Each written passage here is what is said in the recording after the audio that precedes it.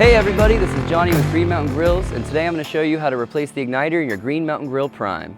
Alright, the first thing you want to do is unplug your grill. Now we can remove the lower hopper guard. So you can unplug these igniter wires up here without removing the board, but I'm going to remove the board so you guys can see all this. Alright, now that we've located our igniter wires, the blue and yellow, we can unplug these at the green plastic bullet connectors. Next steps, we're going to remove all the internal components. First the grate, next the grease tray, and then the heat shield.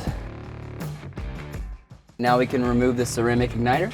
And now that I got my new replacement igniter, I'll be able to install this. I'm actually going to feed it back through the fire pot the same way that I pulled it out. Now we can pull our igniter wires back through, and then we'll plug them back in. Again, these are non-polarity, so you don't have to worry about how they get plugged in.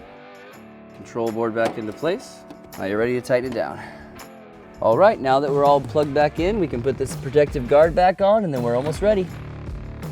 All right, now that we got pellets feeding in, we got the igniter starting to smoke, and that's an igniter replacement on your new Green Mountain Grills Prime. Thank you guys for watching, and if you want any other hints and tips, you can go to our videos page on our Green Mountain Grills website.